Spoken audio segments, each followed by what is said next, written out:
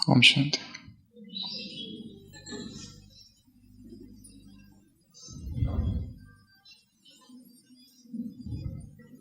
गर्भ में पल रहे दो शिशु आपस में बात करते हैं। एक कहता है, तुम्हें क्या लगता है इस गर्भ से बाहर निकलने के बाद भी कोई जीवन है? दूसरा शिशु कहता है, हाँ मुझे लगता है कि जीवन है। हाँ मुझे लगता है कि शायद बाहर बहुत प्रकाश होगा। यह भी हो सकता है कि शायद हम अपने पैरों से चल सके। यह हो सकता है कि हम इस दुनिया को देख सके इन आंखों से। पहला शिशु कहता है, मुझे बिल्कुल नहीं लगता ऐसा कुछ होगा। डिलीवरी इज द एंड, बस यही अंत होगा। उसके बाद जीवन कैसे? अभी तो ये जो अम्बिलिकल कॉर्ड, नाभि नाल, या ये जो रज्जु है माँ के, उससे हमारी पालना हो रही है, न्यूट्रिशन मिल रहा है। यहां से बाहर जाने के बाद क्या होगा? हम तो मर जाएंगे। दूसरा शिशु कहता है, मुझे लगता है हम जीवित रहेंगे। मुझे लगता है हमें सब कुछ मिलेगा।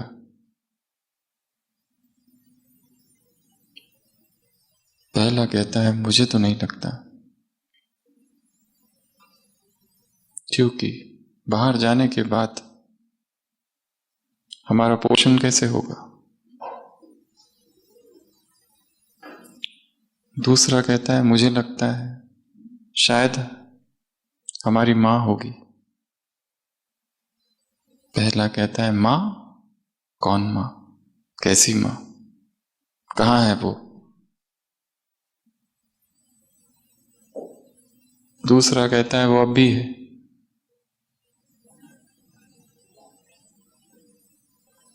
पहला कहता है, अगर अब भी है तो मैं देखना चाहता हूं कहां है वो। अभी मुझे क्यों नहीं दिखती वो? दूसरा कहता है, हम उसी में हैं। हमारा अस्तित्व ही उससे है।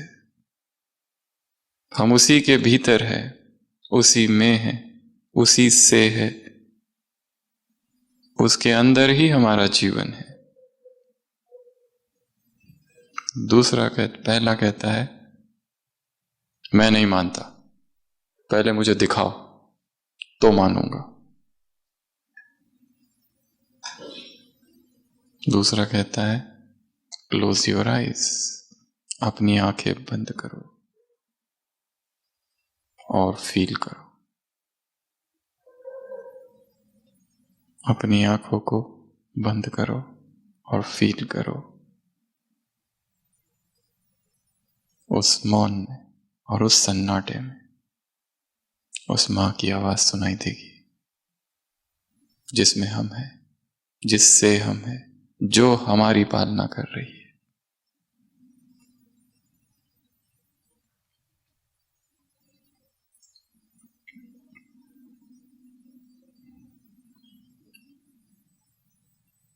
ये कहानी किसी अमेरिकन लेखक ने लिखी।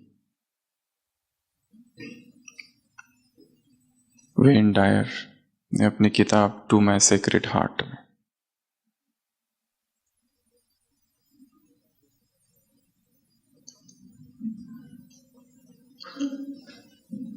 जब भी पालना शब्द आता है तो आंखों के सामने कौन आता है? मां।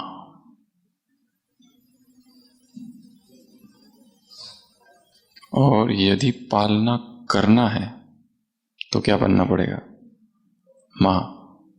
पालना पिता की भी होती है, बड़े भाई की भी होती है, बड़ी बहन की भी होती है, दादा दादी की भी होती है, नाना नानी की भी होती है, सीनियर्स की भी होती है।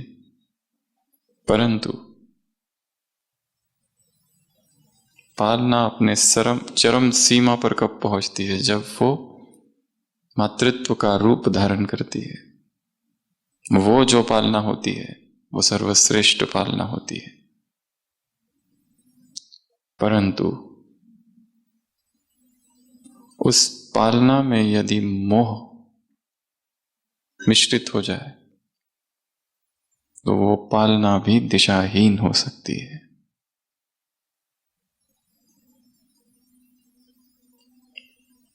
ये सारी सृष्टि हमारे गर्भ में है और हम कौन है उस सृष्टि की? मां।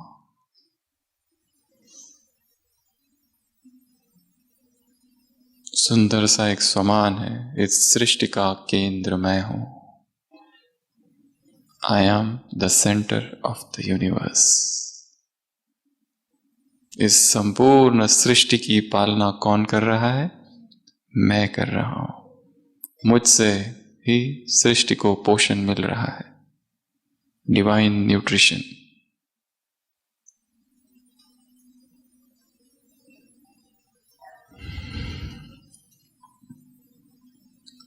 और हम स्वयं किसके गर्भ में? शिव मां के गर्भ में। और यदि उसके प्रेम को महसूस करना है तो क्या करना पड़ेगा? एकांत में और मौन में उसकी आवाज को सुनना पड़ेगा। वो निरंतर हमसे कुछ कह रहा है, पर हमारी सारी ऊर्जा लोअर कॉन्शियसनेस में जा रही है। नीचे का वार्तालाप, व्यर्थ का वार्तालाप, व्यर्थ की चिटचाट और व्यर्थ की बातें जो हम दूसरों से दिन भर करते रहते हैं। जब तक ये ना रुके तब तक हमारा खुद के साथ कनेक्शन नहीं होगा और परमात्मा के साथ तो बिल्कुल भी नहीं।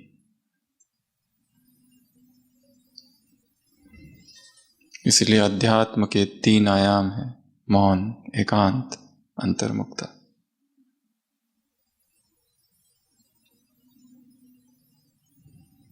I shall speak to thee in silence।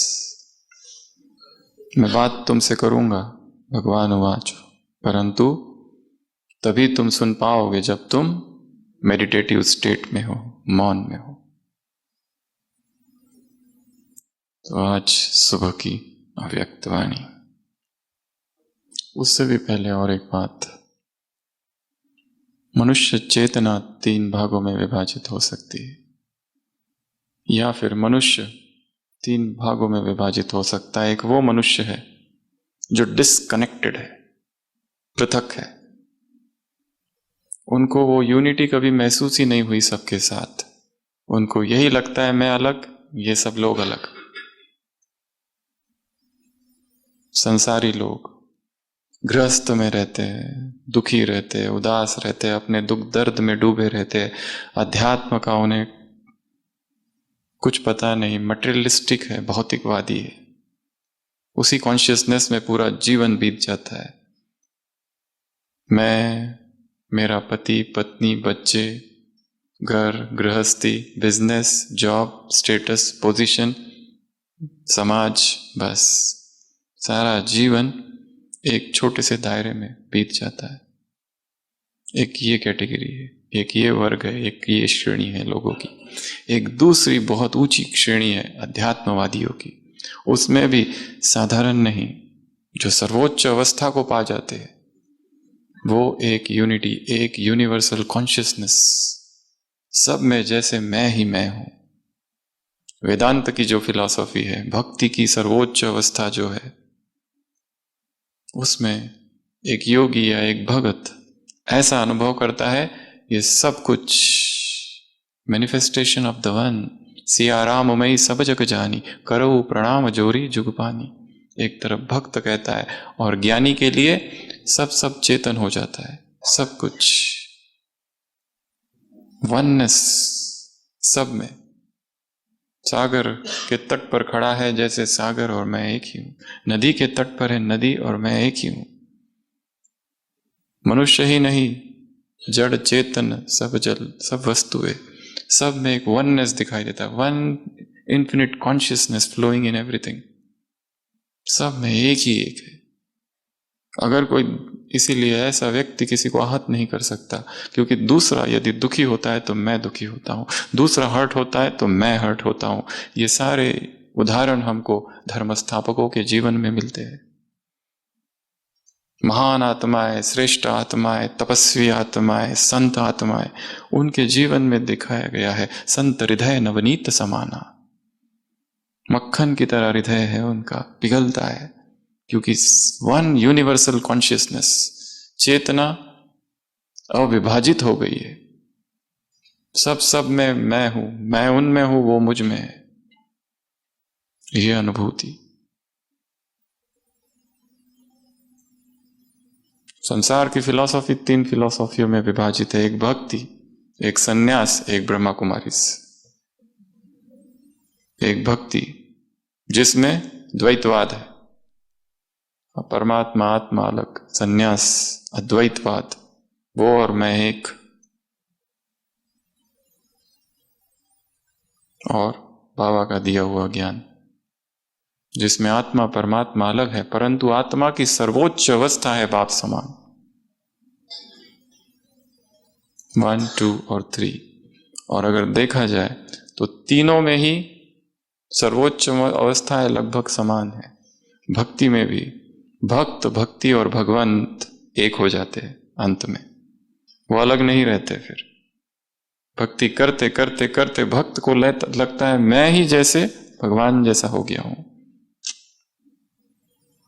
Krishna गाती गीति कृष्ण ध्याति चित्ती हेती हेची कृष्ण होती कृष्ण ध्याने। गोपिया कृष्ण जैसे बन गई है। उद्धव आया है, उद्धव को समझाने आया है, पर वो कृष्ण की जैसी बांसुरी लिए खड़ी हुई है। कोई कहती है यहां कृष्ण था, उनके लिए वो भगवान है ही नहीं, वो रहा ही नहीं। वन कॉन्शियसनेस, ये भक्ति की सर्वोच्च अवस्था। सन्यास की सर्वोच्च अवस्था, सन्यास में व्यक्ति डिनाय करता है ब्रह्म ही सत्य है, जगत मिथ्या है, और उसमें आगे आगे बढ़ते जाता है। सविकल्प समाधि, निर्विकल्प समाधि, सबीज समाधि, निर्बीज समाधि में पहुंचता है। अयमात्मा ब्रह्म तत्व खलविदम ब्रह्म, अहम ब्रह्मस्मि की अवस्था में पहुंचता है कि सब मैं ही हूं, अब सब कुछ। और इस ज्ञान में हम चलते हैं। मैं कौन हूं? आत्मा हूं, परमात्मा की संतान हूं। यहां से शुरुआत होती है और धीरे धीरे धीरे धीरे आगे बढ़ते हैं, और अंत कहां पहुंचता है? मैं कंबाइंड हूं, बाप समान हूं। कई बार इसके पहले भी सुनाया है, तीनों अवस्थाएं जीसस क्राइस्ट के जीवन में दिखाया। उससे पूछा गया तुम कौन हो? वो कहता है I am son of God, भक्ति मार्ग, मैं ईश्वर का पुत्र हूं। उससे पूछा जाता है तुम्हारे पिता कहां है, तुम्हारा क्या संबंध है तुम्हारे पिता से? वो कहता है my father is in me and I am in my father, वो मुझ में है, मैं उसमें हूं। फिर भी उससे पूछा जाता है फिर भी बताओ आखिर तुम्हारे पिता है कहां? वो कहता है my father that art in heaven. Heaven कहां है? The kingdom of heaven is within you. और कंफ्यूजिंग, अल्टीमेट बताओ, फाइनल तुमको कहना क्या है? और एक लास्ट स्टेटमेंट बाइबल में, जिस वजह से उसको सूली पर चढ़ाया गया, my father and I R one. I am son of God से चालू होती है यात्रा कि मैं उसका पुत्र हूं। नेक्स्ट स्टेज वो मुझ में और मैं उसमें, और तीसरी अवस्था वो और मैं एक ही। अद्वैतवाद, विशिष्ट अद्वैत, द्वैतवाद। ये यहां पर भी हमारी अवस्था है। हम शुरुआत कहां से करते हैं यात्रा की? मैं आत्मा हूं, किसकी संतान हूं? और वो सर्वव्यापी नहीं है, पर हमारे गीतों में है तुम तो यहीं कहीं बाबा। कहां हो? मेरे आसपास हो, निरंतर पास हो। हम उसी के गर्भ में हैं, बस आंख बंद करो और सुनो उसकी आवाज। जहां मैं हूं वहां वो है, उसकी छत्र छाया में मैं पल रहा हूं। और धीरे धीरे हम कहां पहुंचते हैं? बाप समान अवस्था में। तो हम कह रहे थे संसार में 3 प्रकार से विभाजन है। पहले वो संसारिक आत्माएं, भौतिक आत्माएं, मटीरियलिस्टिक पर्सनैलिटीज, जिनके लिए वस्तु ही सब कुछ है।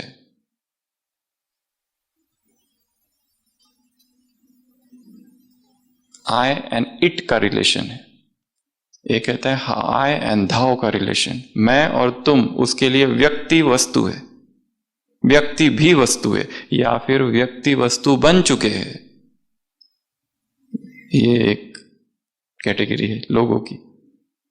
इसके ऊपर अध्यात्मवादी है जो धीरे धीरे धीरे धीरे, चाहे भक्ति मार्ग या फिर और दूसरा कोई मार्ग, अपनी चेतना को इतनी ऊंचाई में उठा लेता है कि सब कुछ मैं ही हूं, इसीलिए मैं किसी को भी दुख नहीं दे सकता, किसी को हर्ट नहीं कर सकता, क्योंकि किसी के साथ भी कुछ करूंगा तो वो मेरे साथ हो रहा है। इससे भी ऊंची कोई अवस्था हो सकती है क्या? वो आज की मुरली है। यही बहुत ऊंची अवस्था है, बहुत ऊंची, अध्यात्म की सर्वोच्च अवस्था मानी जाती है इसको। वन यूनिवर्सल कॉन्शियसनेस, सब मैं ही, मुझे खुद ही दिख रहा हूं, मैं ही मैं हूं, ये सब मेरा ही विस्तार है।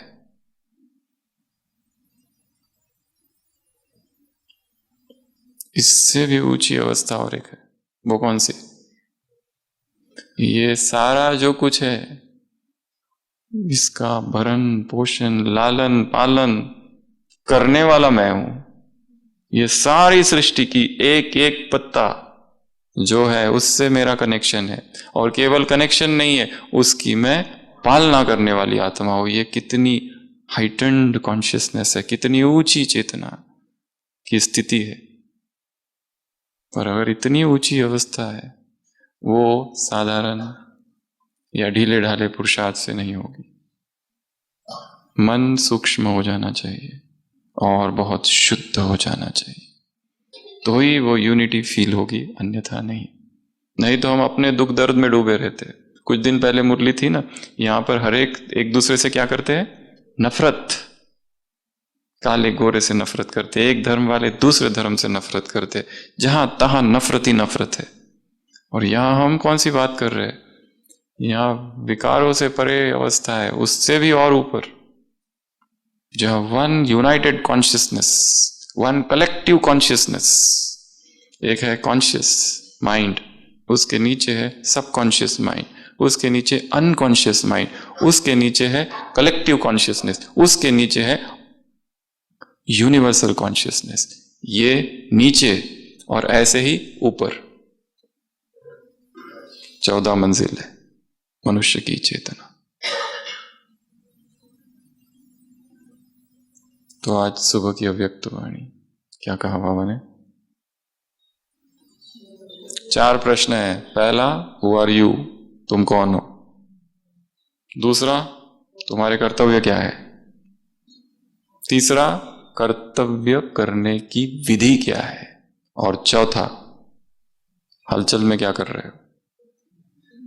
हलचल में भी कर्तव्य करना जारी है या फिर रुके हुए हो? तो कौन किससे मिल रहा है? भगवान रचयिता है, किससे मिल रहा है? रचना से। मुरली से समान केवल निकालने, लिखना अलग से और उसको रिपीट करना, ये नहीं करना है। उसको क्या करना है? अंदर समा जाना है। जैसे वो स्पंज होता है ना, क्या करता है? सोक कर लेता है।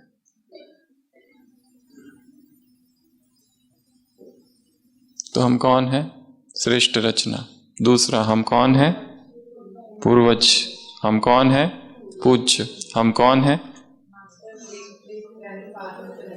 हम कौन है? थोड़ा सा पहले, जड़े। हम कौन है? तना। हम कौन है? फाउंडेशन। हम कौन है? Master, great great grandfather. हम कौन है? रूहानी सोशल वर्कर। हम कौन है?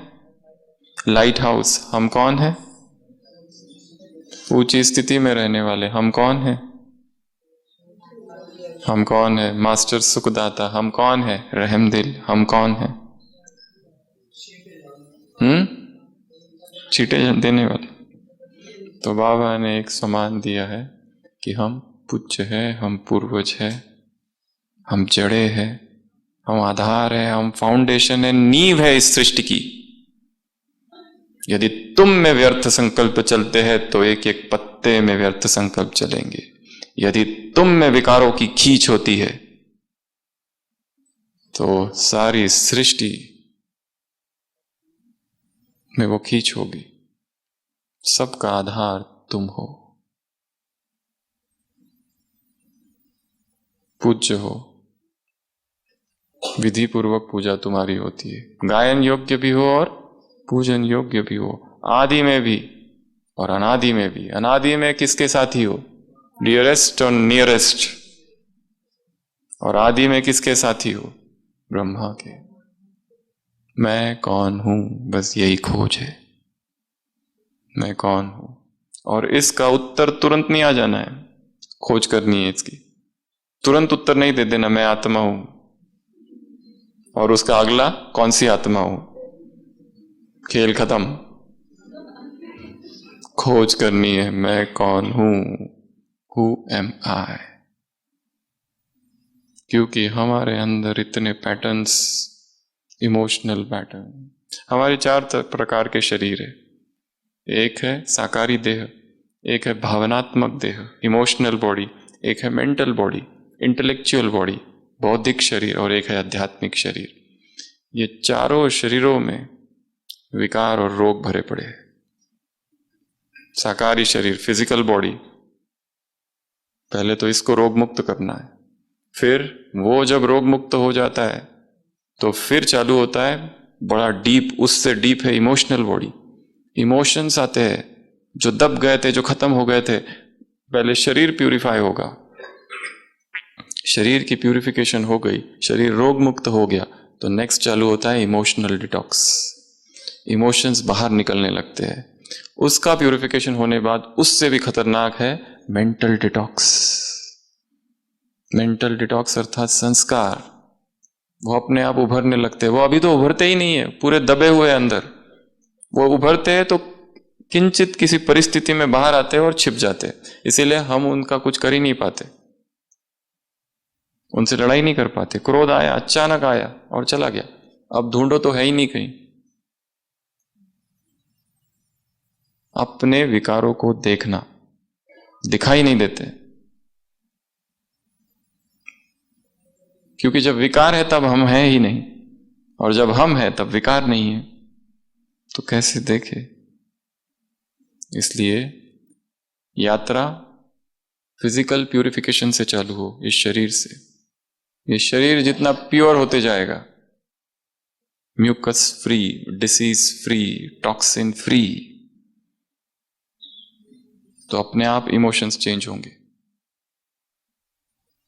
फिर इमोशंस ऊपर आने लगेंगे, आएंगे, थोड़ी देर रहेंगे और निर्जरा होगी उनकी। फिर नए नए क्रिएट होंगे। पुराने जो संस्कार है वो ऊपर आएंगे, नष्ट होते जाएंगे, नए नए बनेंगे। कर्म संस्कार विनष्ट होंगे। उसके भी गहरा मेंटल डिटॉक्स, और फिर स्पिरिचुअल डिटॉक्स। स्पिरिचुअल डिटॉक्स में तो जन्म जन्म के जो विकर्म है, पाप है, वो सब बाहर आते हैं। तो ये यात्रा है। 4 प्रकार के शरीर, 4 प्रकार का प्यूरिफिकेशन, 4 प्रकार की शुद्धि। तो हम कौन है? पूर्वज है। हम कौन है? पूज्य है। हम कौन है? तना है। हम कौन है? जड़े है। हम कौन है? लाइट हाउस है। हम कौन है? फाउंडेशन है। हम कौन है? Great great grandfather, master great great grandfather Brahma समान। तो ये हम है। अगर ये हम है तो करना क्या है? अब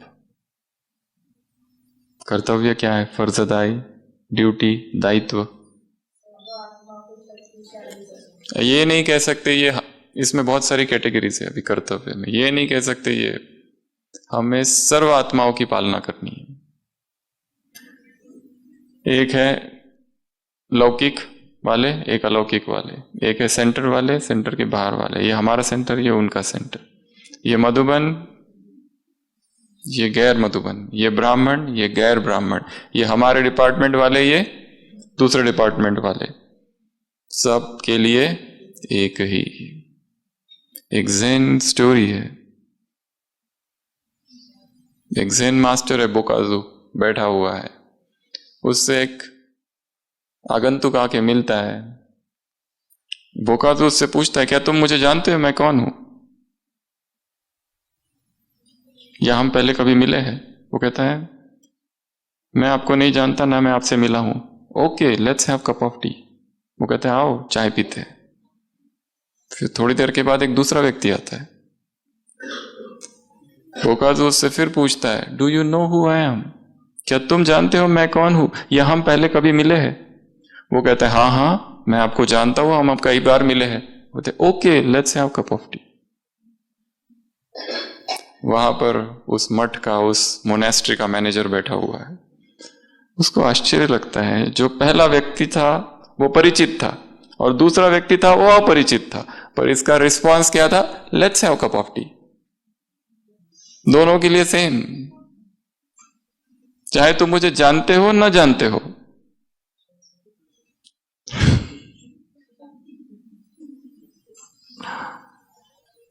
सेम, वन यूनिवर्सल कॉन्शियसनेस।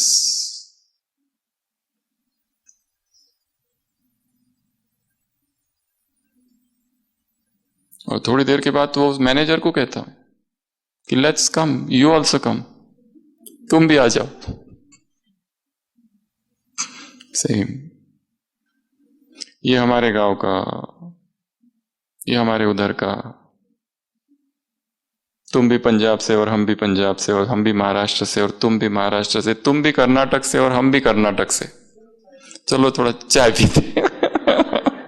थोड़ा राउंड लगा के आते, तुम भी वहां से और हम भी वहां से, एकदम अपनापन। और भाषा तुरंत चेंज, हिंदी बंद, उधर की चालू, तेलुगु चैनल चालू, तेलुगु माता मिल गई कि तेलुगु चैनल चालू, पंजाबी माता मिल गई तो पंजाबी चैनल चालू, मराठी माता मिल गई तो मराठी चैनल चालू, एकदम अपनापन। हम कौन है? विश्व कल्याणकारी।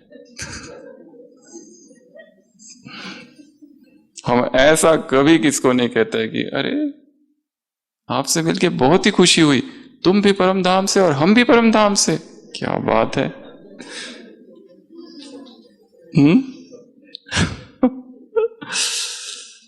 मन में कितने डिविजन्स है,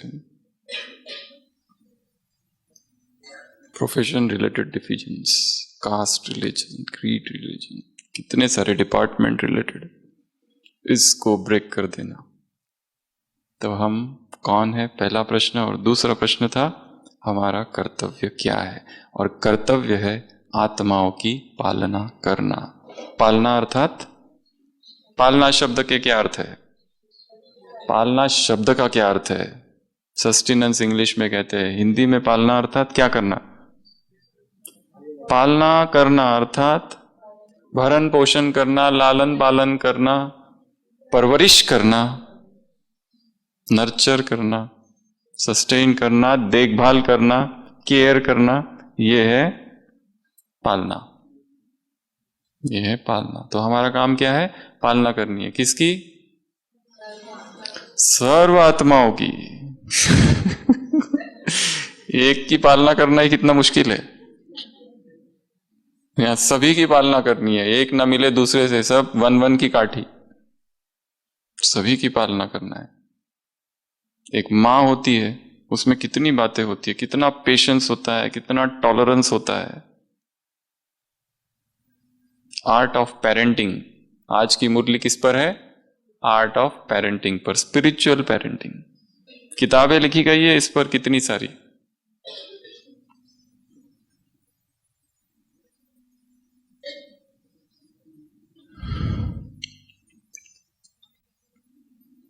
तो दूसरा प्रश्न है पालना। तीसरा प्रश्न है विधि क्या है पालना की, किस विधि से पालना करें। अभी ये है चर्चा, या ये है आज की मुरली में चिंतन का विषय। हमें पालना करनी है, क्यों करनी है? क्योंकि हम ये है, ये है, ये है, ये है, इसलिए। कैसे पालना करें? आत्माओं की पालना करनी है। सबसे पहले तो समान की स्मृति, मैं ये हूं इसलिए पालना करनी है। अब इसमें क्या क्या बातें आएगी? इसमें वो सभी बातें आएगी जो आर्ट ऑफ पेरेंटिंग में आती है। इसमें वो सभी बातें आएंगी जो एक मां के अंदर रहती है वो सारी बातें।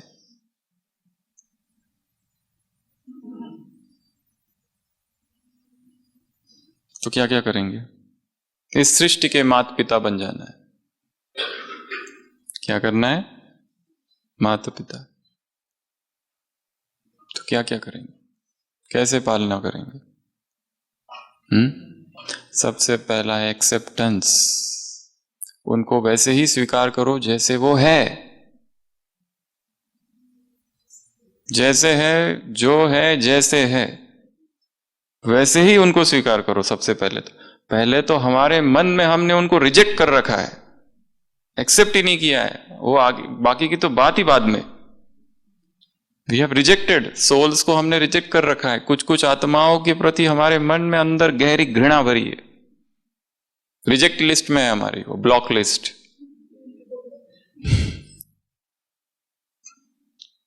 सभी को स्वीकार करना। और कैसे स्वीकार करना? जैसे वो है वैसे। तुम जैसे चाहते हो वैसे नहीं, जैसे वो है वैसे, उसको वैसे ही स्वीकार करना। एक्सेप्टेंस, ये पहला काम है। दूसरा, उनके प्रति शुभ भावना है। सभी के प्रति, चाहे कोई भी हो, कितनी भी गिरी पड़ी आत्मा हो। बाबा कहते हैं ना, रावण से भी 100 गुना बदत्तर हो, फिर भी, कैसी भी आत्मा हो।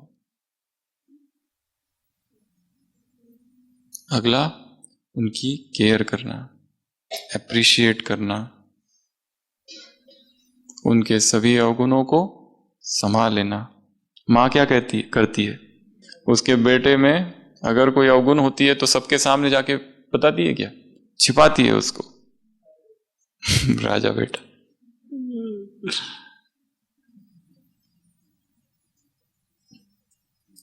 अगर उसने अपराध भी किया है तो मां प्रयत्न करेंगी कि उसका दंड कम हो जाए।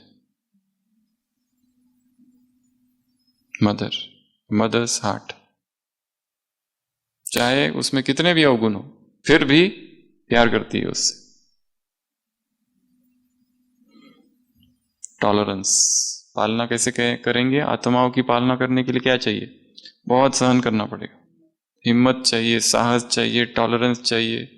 कैसे पालना करेंगे? आत्माओं की रिस्पेक्ट देकर, हर एक के लिए रिस्पेक्ट, चाहे कोई कैसा भी हो। यदि हम किसी की ग्लानि करते हैं और अपमान करते हैं, निंदा करते हैं, पीठ पीछे उसके बातें करते हैं, कमेंट्स करते हैं, ये एक सूक्ष्म हिंसा है। और जो हम कर रहे हैं उसका बड़ा सूक्ष्म हिसाब बनता है। हम देख रहे हैं वो यहां है नहीं, परंतु हम जिसके खिलाफ जो बोल रहे हैं, ये याद रखना, वो बात उस तक कभी ना कभी पहुंचेगी जरूर। कोई ना कोई पहुंचाएगा। संदेश वाहकों की कमी नहीं है। स्पिरिचुअल नारद, स्पिरिचुअल जर्नलिस्ट, क्योंकि सभी आत्माएं जुड़ी हुई है एक दूसरे से। एक ऑफिस में 2 लोग एक साथ ज्वाइन करते हैं, और जो एक होता है वो हमेशा अपने बॉस की गलती निकालता है। कहता है ये जो बॉस है ना, उसको इंग्लिश बिल्कुल नहीं आती है, हमेशा इंग्लिश में गलती करता है, उसको बोलने नहीं आती, उसका ग्रामर ठीक नहीं है, उसका प्रोनाउंसिएशन ठीक नहीं है। हमेशा वो जो दूसरा दोस्त है उसके साथ में बात करते रहता है। इसके लिखने में भी गलती है, उसको ठीक से आती नहीं है, सीखना चाहिए उसने। 6 मास हो जाते हैं, 6 मास के बाद में जो दूसरा दोस्त होता है उसका प्रमोशन हो जाता है, इसका नहीं होता है। वो गुस्से में जाता है, वो कहते ये क्या है, उसको आपने प्रमोशन लेटर दे दिया, मुझे क्यों नहीं दिया? बॉस कहता है वो क्या है, वो मेरी इंग्लिश ठीक नहीं है ना, मैं क्या करूं, कैसे दूं तुमको?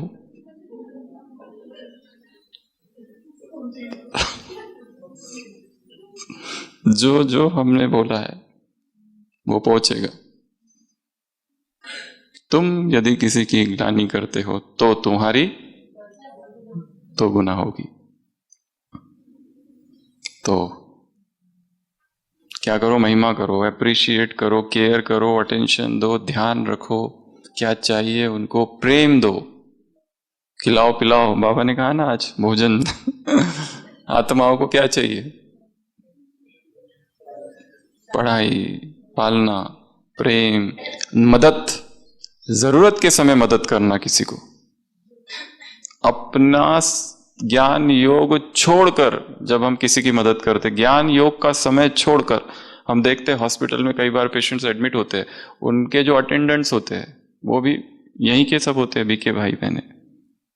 वो अपनी सारा उधर का अपना ज्ञान योग छोड़कर एक अटेंडेंट बनना, एक केयर टेकर बनना बहुत बड़ी तपस्या है। किसी बीमार व्यक्ति की सेवा करना 24 घंटा, बहुत सारा त्याग है उसमें, बहुत बड़ा त्याग है उसमें। फिर आपकी कोई दिनचर्या नहीं रहती, आपका कोई अमृत वेला नहीं, कोई योग नहीं, कुछ नहीं, सब कुछ वही व्यक्ति है। वो रात भर जागता है, खांसता है, आपको उसका ध्यान रखना पड़ता है। परंतु उसमें दुआएं, अभी मुरली थी ना, रॉकेट है वो दुआ, तेजी से पुरुषार्थ आगे बढ़ जाता है। तो आत्माओं की पालना कैसे करेंगे? उनकी मदद करके। आत्माओं की पालना कैसे करेंगे? सहन करके। आत्माओं की पालना कैसे करेंगे? प्रेम देकर, सहयोग देकर। आत्माओं की पालना कैसे करेंगे? अप्रिशिएट कर कर, रिस्पेक्ट देकर। आत्माओं की पालना कैसे करेंगे? निरंकारिता से, निस्वार्थ भाव से, विनम्रता से। आत्माओं की पालना कैसे करेंगे? वो दिव्य गुणों की जितनी लिस्ट है ना उधर हिस्ट्री हॉल के बाहर, उसको पढ़ लेना, वो सब लाके। और एक काम करना है अमृत वेला। स्टेप नंबर 1, आत्माओं का आह्वान करो। क्या करना है? आत्माओं का आह्वान। स्टेप नंबर 2, आत्माओं से बातें करना। फिर क्या करना? आत्माओं से बातें करना। स्टेप नंबर 3, आत्माओं को दृष्टि देना, दृष्टि से उनकी पालना करनी है। चौथा, उनके सिर पर हाथ रख दो, वरदानी हस्त रख दो। अगला, उन्हें अनुभव कराओ। किसका अनुभव? परमात्मा प्रेम का अनुभव कराओ, अशरीरीपन का अनुभव कराओ। और जरूरी नहीं है कि वो हमारे सामने हो। मुरली में बोला ना, कहाँ है, कहीं पे भी रहने दो उनको। सारा संसार एक समंदर है प्रकंपनों का। हम किसी भी आत्मा को कहीं पर भी इमर्ज करके किसी से भी कनेक्ट कर सकते हैं। It is just about expanding the sphere of consciousness. अपने कॉन्शियसनेस के दायरे को बढ़ा देना है, चेतना को। सब जगह पर, कहीं पर भी हम पहुंच सकते हैं। अगला, और क्या करेंगे? आत्माओं के सिर पर हाथ रख दिया, परम प्रभु प्रेम का अनुभव करा दिया, उनको तिलक दे दो या उन्हें कोई ईश्वरीय सौगात दे दो। और क्या करेंगे? अमृत पिला दो। और क्या करेंगे? हाँ, टोले पे खिला दो। और क्या करोगे?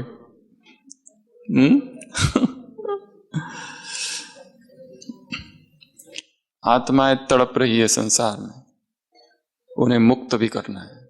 उन्हें क्या करना है? मुक्ति देनी है। उस शरीर को, जर्जर हो चुका है शरीर, उसमें अटकी, उससे मुक्त हो जाए और उस मुक्त हुई आत्मा को ऊपर जाते हुए देखना है, और फिर सतयुग में आते हुए भी देखना है, या फिर उस आत्मा को फरिश्ता बनते हुए देखना है, अपने संपूर्ण स्वरूप में स्थित होते हुए देखना है। अलग अलग अभ्यास करने, पर ये रोज करने हैं। यही हमारी आत्माओं के लिए पालना। हम एक एक की बैठ के पालना नहीं कर सकते। हाँ, जितने लोग हैं आसपास उनकी तो करें, परंतु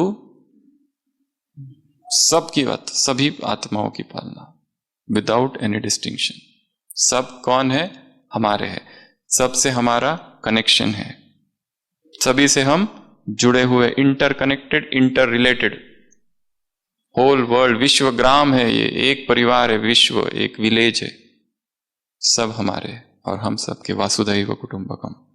तो ये सब लोग क्या करेंगे? रोज अमृत वेला सकाश, सबको सकाश आह्वान करना, इमर्ज करना, आह्वान करना, उनको दृष्टि देना, उनसे बातें करना। क्या बातें करोगे आत्माओं से? आत्माओं से क्या बातें करोगे? अगर उसको दुख दिया है तो माफी मांग लो, अगर उसने दुख दिया है तो माफ कर दो। माफी मांगना, माफ करना, और तीसरा धन्यवाद। कितना सहयोग दिया, हम कितने कमजोर थे, उसकी निंदा की वजह से ही हम इतने शक्तिशाली बने हैं। तो धन्यवाद तो देना बनता है ना।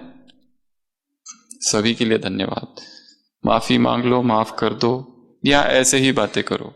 हे पूर्वज आत्माओं, आज की मुरली में है ना, हे देवकुल की आत्माओं आ जाओ, हे महान आत्माओं आ जाओ। हे आत्मा तू कहां भटक रही है, कितनी दुख में है, कितनी दर्द में है, कितनी पीड़ा में है आत्मा, कम आ जाओ।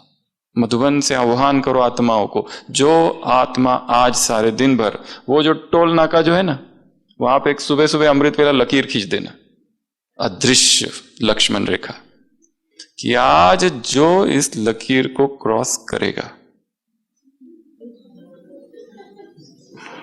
उसको प्रभु प्रेम का, वहां खड़े रह जाना, तीर लेके, तीर लग जाए।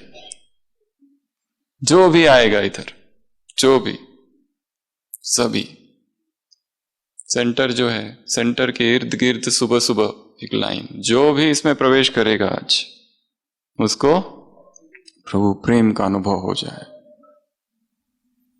नए नए संकल्प। तो कर्तव्य क्या है हमारा? आत्माओं को सकाश देना, और उसकी विधि विजुअलाइजेशन। ग्लोब के ऊपर चले जाओ, झाड़ के नीचे चले जाओ, अलग अलग विधि से सकाश देना एक ऐसा अभ्यास है कि कितना लंबा समय उसमें जा सकता है आराम से। एक भाई कहते थे ना, मंदिर में खड़े हो जाओ, मैं दुर्गा हूं, एक एक आते रहेगा भक्त, 1 घंटा तो चला जाएगा उसमें। अभी आया, फिर दूसरा दुखी आया, परेशान आया, फिर भयभीत वाला आया, फिर स्टूडेंट आ गया, हे प्रभु मुझे एग्जाम में पास कर दो, फिर वो गया, फिर वो दूसरा आया, मेरी शादी करा दो, फिर वो तीसरा आया। कितने भगत आते रहते हैं।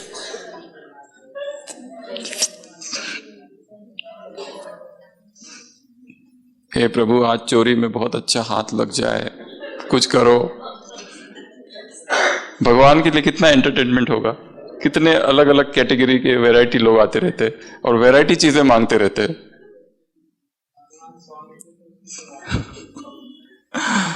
तो योग को एंटरटेनमेंट बना देना है। ये सकाश देने की जो सेवा है, ये बाबा ने कहा ये सेवा है तुम्हारी, इसी में बिजी रहो, 1 सेकेंड में अलर्टनेस को लाओ और इसमें बिजी रहो, ये सेवा है। और हायर कॉन्शियसनेस, एक होता है हम पहले आत्माभिमानी बनते, फिर बाबा से बात करते, सूक्ष्म वतन में जाते, परम धाम में जाते, ये सब करते। एक दूसरी विधि है सीधा सकाश से चालू करना। सीधा मैं ग्लोब के ऊपर हूं, America, Europe, Africa, Asia, Australia, 5 खंडों के ऊपर घूमो, उसके अंदर जितनी आत्माएं हैं उन सबको सकाश। ऑस्ट्रेलिया के ऊपर चले जाओ, एशिया के ऊपर चले जाओ, अफ्रीका के ऊपर, यूरोप के ऊपर, अमेरिका के ऊपर, 5 खंडों को सकाश। उसमें सब आ गए, सब आत्माएं उसमें है, सब आ गए, या पूरी ग्लोब को सकाश। अभी चौथा प्रश्न है, क्या हलचल में क्या करना है? हलचल होती है तो हमारा इंटरेस्ट किस में होता है? न्यूज में। क्या हुआ, क्या हुआ, इधर क्या हुआ, उधर क्या हुआ, यहां क्या हो रहा है, वहां क्या हो रहा है। जितनी न्यूज इंटरेस्टिंग होगी उतनी उसमें व्यर्थता होगी, बाबा के महावाक्य है। इसके लिए जैसे ही न्यूज सुनते हैं तो क्या करना है? सकाश, तुरंत। सहन शक्ति दो, तुमने जो शक्तियां प्राप्त की है उन शक्तियों का उनको अनुभव कराओ, उनको शक्तिशाली बनाओ, राहत दो। और क्या दो? आग में है तो शीतल जल डालो, ये काम तुम्हारे है। ये बताने के लिए बहुत अच्छा है और सुनने के लिए भी बहुत अच्छा है, पर जब परिस्थिति आती है तब सब कुछ भूल जाता है, कुछ भी याद नहीं रहता है। पर इसका डेली अभ्यास करना है। और ये सकाश, हमारी एक आदत ऐसी हो गई है कि हम सकाश देते हैं, कब देते हैं? सुबह, है ना, क्योंकि हमारा पैटर्न बन गया है, वो एक मेंटल पैटर्न, मेडिटेशन का पैटर्न। ये करेंगे, ये करेंगे, ये करेंगे, ये करेंगे, ये करेंगे, मैं आत्माओं से चालू करेंगे, सूक्ष्म वतन में जाएंगे, फिर ये तुम ये हो, तुम वो हो, तुम ऐसे भी हो, तुम वैसे भी हो, फिर परम धाम में हूं, और फिर उधर हूं, सतयुग में हूं, ये हूं, वो हूं। इसको सकाश और उसको सकाश, और तब तक 4:45 तो बज ही जाते, खत्म। इसके बाद में जिनको सकाश दिया उनसे अब कोई लेना देना नहीं, तुमसे कनेक्शन केवल सुबह तक ही है। अगर दिन में मिल गए तो खबरदार रहना कुछ भी हो सकता है, झगड़ा भी हो सकता है। हाँ, आज झगड़ा करेंगे बट नेक्स्ट डे माफी भी मांगेंगे, सब कुछ करेंगे। पर दिन में, जैसे लियो टॉल्स्टॉय ने लिखा है अपनी एक बुक में, इसके पहले भी सुनाया था, वो लियो टॉल्स्टॉय सुबह सुबह रशिया में सुबह सुबह 4 बजे चर्च चला जाता है। एक बार अचानक उसके चर्च के अंदर से आवाज आने लगती है, एक व्यक्ति गिड़गिड़ा कर कह रहा है, हे प्रभु मुझे माफ कर दो, मैं पापी हूं, मैं अत्याचारू, मैं लोगों को कितना दुख देता हूं, लोगों के पैसे हड़पता हूं, हे प्रभु मुझे माफ कर देना, माफ कर देना। एकदम रो रो के गिड़गिड़ा कर वो व्यक्ति कह रहा है। लियो टॉल्स्टॉय उस गेट पर खड़ा रहता है और सुनता है ये आवाज थोड़ी पहचानी सी लग रही है, किसकी आवाज है ये व्यक्ति इतना दुखी और कितना प्रायश्चित कर रहा है अपने पापों के लिए, कितनी महान आत्मा होगी वो। तब तक वो व्यक्ति बाहर आ जाता है और देखता है लियो टॉल्स्टॉय को। लियो टॉल्स्टॉय तुरंत उसको पहचान लेता है, ये तो हमारे गांव का जो सबसे रईस आदमी है, साहूकार, वो है ये। वो साहूकार उससे कहता है, तुमने कुछ सुना तो नहीं ना? खबरदार अगर ये बात कहीं बाहर कही तुमने, केस कर दूंगा। जो कुछ बोला वो उसके और मेरे बीच में, बाकी दिन भर जो चलता है वही चलेगा, वैसा ही होता रहेगा। वैसे हमारा मेडिटेशन सुबह का फिक्स है, जो हर एक ने सोच रखा है और हर एक कितने सालों से कर रहा है, विथ लिटिल मॉडिफिकेशन। इधर उधर से क्लास वगैरह सुन ली तो एक आध दिन मॉडिफिकेशन होता है, बाकी रहेगा वही पैटर्न। शाम को भी वही। इसलिए हमारी सकाश सुबह और शाम ही नहीं, उसको क्या करना है, चलते फिरते उठते बैठते, स्टेशन पर है पूरे एयरपोर्ट को सकाश। यहां से नीचे जा रहे आबू रोड, क्या सोचना है, मुझसे चारों ओर किरणें फैल रही है पवित्रता की, दिन रात ये पुरुषार्थ। तो विधि क्या है, विधि और फिर हलचल की जो परिस्थितियां होगी वहां पर ही प्रैक्टिस ज्यादा करनी है। परंतु पहले प्रैक्टिस कहां चाहिए, एकांत में, मौन में। फिर कहीं पर भी की जा सकती है, मार्केट में, कहीं पर भी, सेम कॉन्शियसनेस। फिर क्योंकि आफ्टर ऑल सब कुछ कनेक्टेड है। एक हीलिंग टेक्निक है जिसको कहते हैं प्राणिक हीलिंग, सुना होगा, बहुत सारे क्लासेस कोर्सेस होते हैं उसके। उसमें क्या करते हैं, प्रकृति में जो ऊर्जा है वो हीलर लेता है और सामने वाले व्यक्ति को हील करता है। परंतु वो हीलर अनुभव करता है कि हीलिंग सेशन के बाद उसकी अपनी ऊर्जा कम हो जाती है। इसके लिए चीन में जो हीलर्स होते हैं वो एक दिन में 2 ही पेशेंट देखते हैं बस। हमारे जैसा नहीं है इधर भारत में 50, 70, 100, 200, 400 की ओपीडीज चलती है इधर गवर्नमेंट हॉस्पिटल की। 1 पेशेंट या 2 पेशेंट बस, क्योंकि वो अपनी एनर्जी ट्रांसफर करता है उसमें। उसको यहां दर्द है, उस दर्द के एरिया में एनर्जी ट्रांसफर करता है और फिर उसको खुद को स्वाइप करना, स्विप, क्योंकि एनर्जी चली गई।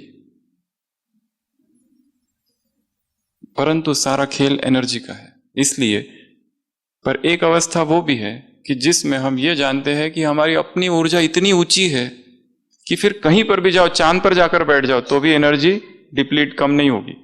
कितनी भी तमो प्रधान आत्माओं के, विकारी आत्माओं के संपर्क में आने के बाद में भी हमारी ऊर्जा सेम रहेगी। कम भी हो गई तो थोड़ा सा एकांत में जाके फिर खुद को चार्ज कर ले। और कम तो होती है, सुबह जो चार्जिंग होती है वो दिन भर क्या हो जाता है, डिस्चार्ज हो जाता है, क्योंकि आत्माओं के संपर्क में आते हैं हम, उनके प्रभाव में आते हैं। चर्चाएं होती है, बातें होती है, 100 बातें होती है एक दिन में, हर एक के साथ प्रभावित तो होते हैं। आज के ही मुरली में बोला है प्रभावित न होने वाली आत्मा। तो ये 4 बातें थी। तुम कौन हो, तुम्हारा कर्तव्य क्या है, कर्तव्य की विधि, और चौथा हलचल में भी ये कर्तव्य जारी रहे। पार्टियों से मुलाकात, तीव्र पुरुषार्थी क्यों बनना है। पुरुषार्थ का समय कभी बहुत अच्छा, कभी थोड़ा अच्छा, ऐसा नहीं, सदा अच्छा। अच्छे से अच्छा, लास्ट लाइन मुरली की, अच्छे से अच्छा। तो क्या बोला यहां पर, याद करो, क्या बोला? समय कम है और श्रेष्ठ मंजिल है, इसलिए पुरुषार्थ करना है। और क्या कहा? ऊंचा रहना है, ऊंचा, डबल लाइट, हल्का, नीचे नहीं, स्वस्थिति परिस्थिति से श्रेष्ठ है। परिस्थिति के साथ कुछ करना ही नहीं है ना, परिस्थिति आएगी व्यक्ति द्वारा या प्रकृति द्वारा, कुछ ना कुछ, कोई ना कोई व्यक्ति माया बनकर रोज आएगा, और वो ब्राह्मण ज्यादा होगा इसकी संभावना ज्यादा है। स्थिति ऊपर, परिस्थिति नीचे। स्थिति को भूलते हो तो परिस्थिति बड़ी लगने लगती है। एक तो ये बात कही, और क्या कहा? तुम हो ब्राह्मण। तो ब्राह्मण अर्थात आत्मा देखने वाले, ब्राह्मण अर्थात चोटी। आत्मा कहाँ है? ऊपर है। ऊंचा रहने वाले नीचे की बातें प्रभावित नहीं करेंगी। प्रभाव डालने वाले हो, प्रभावित होने वाले नहीं हो। और दुख के बारे में कहा, दुख धाम को छोड़कर आ गए हो तो दुख की लहर तुम्हारे पास आ नहीं सकती, पर आ रही है, उसका क्या करे? सारा ज्ञान है, सब कुछ है, फिर भी दुखी है क्या कारण है दुख का? क्या हमारे ज्ञान योग ने दुख को क्यों नहीं दूर किया जीवन का? ये अपने आप से प्रश्न पूछ रहे। इतने साल से की मुरलियां सुनी, लिखी, क्लास की, कराई, सुनी, सब कुछ किया, सेवाएं कितनी, धारणाएं तो टॉप लेवल की है, कभी अमृत वेला मिस नहीं, कभी मुरली मिस नहीं, कुछ नहीं, फिर भी जीवन से दुख क्यों नहीं जा रहा? ये अपने आप से पूछना है। कोई ना कोई छिपा हुआ दुख है। बाबा कहते हैं दुख की लहर ही नहीं आ सकती। फिर दादियों से क्या कहा? रहमदिल हो, अटेंशन प्लीज देना है। जो भी आत्मा सामने आए उसको कुछ ना कुछ देना है, मनसा वृत्ति द्वारा, मनसा शक्ति द्वारा। मधुबन के आंगन में बैठे बैठे ही जो कुछ, जो आ रहे जा रहे, सबके प्रति थॉट्स क्रिएट करने हैं। इनका भी कल्याण हो जाए, इनका भी कल्याण हो जाए, सबका कल्याण हो जाए, सबका। स्लोगन, मन बुद्धि को क्या करना है? कंट्रोल में रखने वाले ही क्या है? राजयोगी। स्मृति और विस्मृति का ये खेल बना है। इसमें कलयुग में क्या है? कलयुग में जाना ही नहीं उधर। वहां क्या है? रौनक। और रौनक क्या करती है? धोखा। ऐसे धोखा न खाने वाली आत्माओं को, ऐसे स्मृति स्वरूप आत्माओं को, ऐसे मन बुद्धि को कंट्रोल में रखने वाले राजयोगियों को, ऐसे विस्मृति के चक्कर में न आने वाली आत्माओं को, ऐसे सेवा में मस्त रहने वाली आत्माओं को, ऐसे नियरेस्ट और डियरेस्ट, परमात्मा की नियरेस्ट और डियरेस्ट आत्माओं को, सेवा, स्वस्थिति और सेवा का बैलेंस रखने वाली आत्माओं को, ऐसे ऊंची स्थिति वाली आत्माओं को, ऐसे फाउंडेशन आत्माओं को, बीज, फाउंडेशन, जड़े, पूर्वज, पूज्य, रहमदिल, सबकी पालना करने वाली आत्माओं को, हर पत्ते से जिसका कनेक्शन है ऐसी आत्माओं को, ऐसे शक्तिशाली बनाने वाली आत्माओं को, आत्माओं में शक्ति भरने वाली आत्माओं को, आत्माओं को राहत देने वाली आत्माओं को, आत्माओं में शांति की शक्ति, सहनशीलता की शक्ति देने वाली आत्माओं को, ऐसे श्रेष्ठ रचनाओं को, ऐसे फाउंडेशन, ऐसे पूर्वज पूज्य हो गया, ऐसे लाइट हाउस आत्माओं को, ऐसे अप्रभावित रहने वाली आत्माओं को, ऐसे रूहानी सोशल वर्कर आत्माओं को, ऐसे सदा अच्छे से अच्छा पुरुषार्थ करने वाली आत्माओं को, ऐसे स्वयं को शक्तिशाली बनाने वाली आत्माओं को, ऐसे रूहानी माँ बनने वाली आत्माओं को, सबकी माता बनने वाली आत्माओं को, ऐसे अलौकिक पालना देने वाली आत्माओं को, स्पिरिचुअल सस्टेनेंस। बाप दादा का याद प्यार, गुड नाइट और नमस्ते। हम रूहानी बच्चों की, रूहानी बाप दादा को याद प्यार, गुड नाइट और नमस्ते। ओम शांति।